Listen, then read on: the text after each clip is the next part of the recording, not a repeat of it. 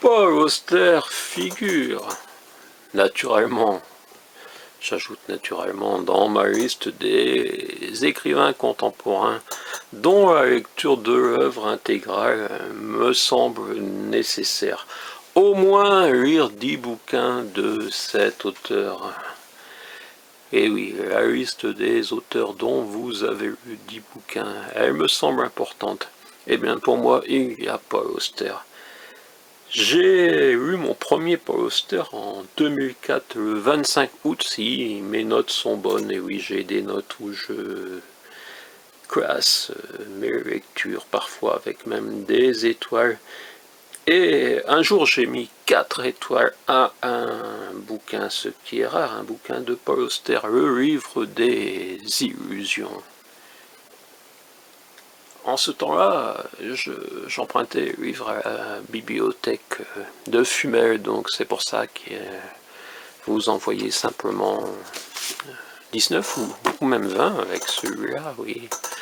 Donc le livre des illusions, où d'abord je vais vous dire un peu quelques mots sur Paul Auster. Arrivé à 25, je crois, un bouquin lu, quelques petites marottes me fatiguent comme l'héritage, la place de l'héritage qui revient. Et oui, Paul Auster a pu se consacrer à l'écriture grâce à la disparition de son père, à l'héritage laissé par son père. Et ça semble être l'événement majeur de sa vie, et ça revient sous des formes ou d'autres. L'héritage qui tombe parfois du ciel quand l'avion tombe, ou d'autres manières d'obtenir de l'argent. Certains ont d'argent, d'autres non.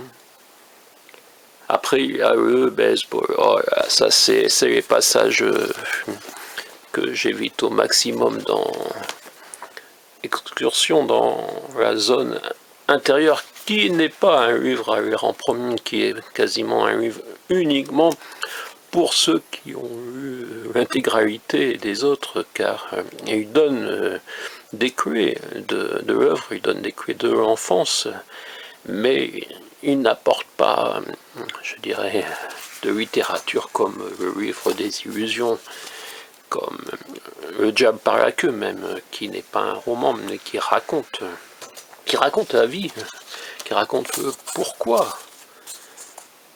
À cet égard, j'avais une chance énorme, je ne désirais rien de particulier dans l'ordre des biens matériels, et la perspective de la pauvreté ne me faisait pas peur.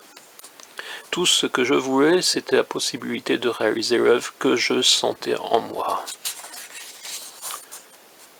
Tous les autres jeunes poètes et écrivains de ma classe prenaient des décisions raisonnables à propos de leur avenir.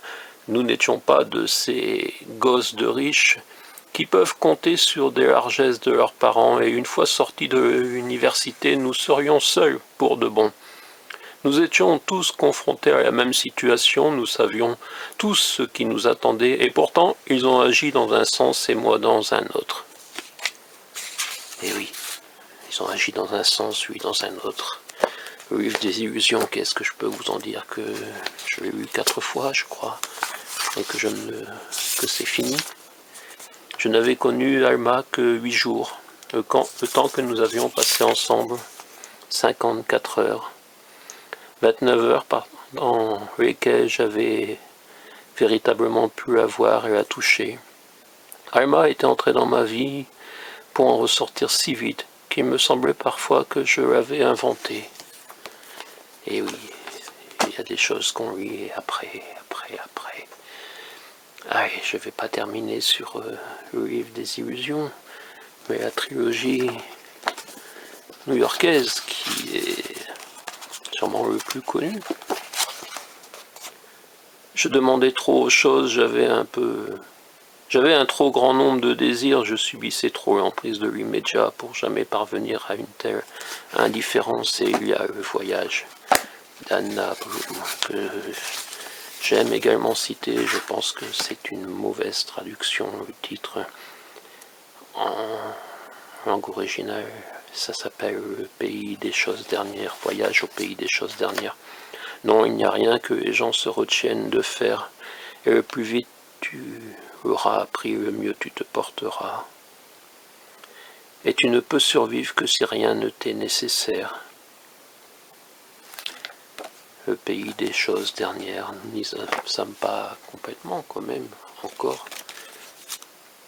Voilà, je sais pas si je vous ai donné envie de lire Paul Auster. Moi, j'ai pas envie de rencontrer. Les auteurs sont pas toujours des gens qu'on a envie de rencontrer. Par exemple, Paul Auster fume. Eh ouais, je comprends pas comment Paul Auster peut fumer, mais il semble accro à la cigarette, d'après ce qu'il note dans sa réalité. C'est triste. Mais c'est ainsi, les auteurs ont parfois des comportements. Mais l'important, c'est leur bouquin. Et oui, l'important, c'est leur bouquin. J'aurais peut-être pu vous parler aussi de Monsieur Vertigo, qui est un très très beau livre. Bref, peut-être qu'un jour je reprendrai certains livres pour vous en parler, leur consacrer une vidéo, mais aujourd'hui c'était une vue d'ensemble de l'œuvre. Amour, Prozac et autres curiosités. Douglas Kennedy